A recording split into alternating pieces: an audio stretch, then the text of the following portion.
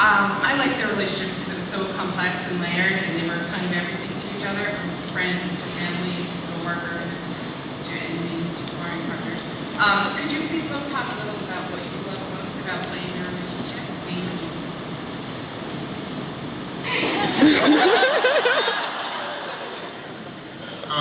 Well, you know, I think you kind of put your finger on it. I'm sorry, keep going. Finger on it? Yeah. What? No, I think keep going. Okay. Finger, what? I want to say the other way. Keep going if you stall. That was the thing, is that they are brother and sister, they are colleagues, they are rivals, they are, you know, potentially more than brother and sister, and a lot of guilt involved in that. And so there was no simple way of playing any scene, and there was so much subtext and everything that they had going on. You know, that was on the page, you know, most of it. And then, you know, you throw this guy into the mix, and the marriage partners, and then the boxing, and you know, it just, you know, no two male-female characters, but that many sort of arenas to go at it in. And they were very much equal. You know, there was no, well, you know, the BSG world is kind of unisex anyway, so there's that aspect of things that people aren't used to seeing, you know, me punching her, and nobody sort of batting an eyelid, or sharing a locker room, and nobody batting an eyelid. Yeah, there's sexual tension and the sibling thing with his dead brother and all that kind of stuff. There were conversations about that before Apollo actually punched Starbuck back, because he did it with complete abandon. He just punched her back, and they were like, I don't know if the audiences are ready for you to just punch a woman in the face. They're like, yeah, they are. Yeah, they're very ready. And I think I actually punched Jamie in the face during that scene. Through blood. Yeah. His eyes were watering, I was laughing. And my British sense of chivalry went flying up, you know, really quickly.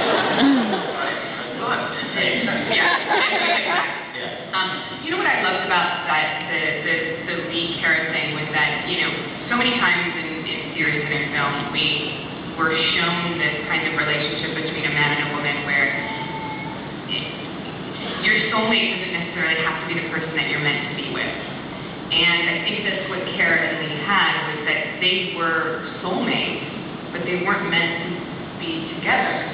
And I think that it was the first time where, in a television series, they hadn't just miraculously worked everything out and ended up together like they do in most series. And these people are complete opposites, and they're like, but we still love each other, we're married now, and it's happily ever after. And I think that it was the first, like, true representation of that kind of relationship between a man and a woman, where they didn't end up together because they weren't supposed to end up together, but they were supposed to kind of learn everything from each other. Yeah, well put, and that's why I think, in my mind, the ending was quite sublime. I know people laugh because, I don't know, maybe it's too close or something, but there was a sense in which you reconcile their parts of each other, and marriage is not an option for, you know, that kind of relationship, I think, a lot of the time, especially for these two who couldn't work out what they were meant to be, and so, you know, the ending leaves so much to the imagination, and yet at the same time it elegantly sort of sums up what Starbuck is, not just the leader, it's the whole fleet. You know, she's a totem, you know, she's someone that they all believe in, and someone that keeps them going, even though she has been dead for a while, just like grandparents can be with you for the rest of your life, and once they're gone, and guide you and part of every decision you make. I'm not sure how that works out with all of the interaction you had for the last however many episodes after you died, but right. I mean, certainly to the end, it kind of, I thought, beautiful and elegant and quite truthful.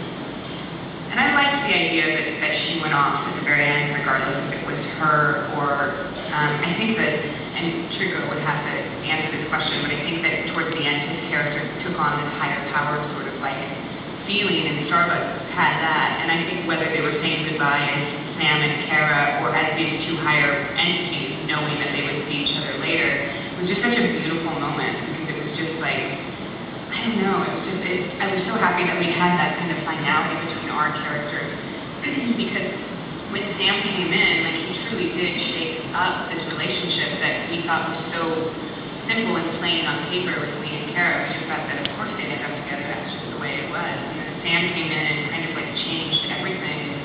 And, it was really nice.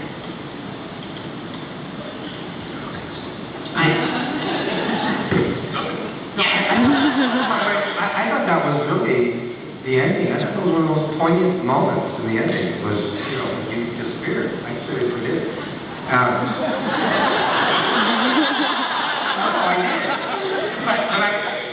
I'm curious. I'm curious how you felt at the end.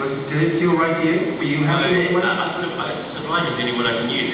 It was one of those moments where existence.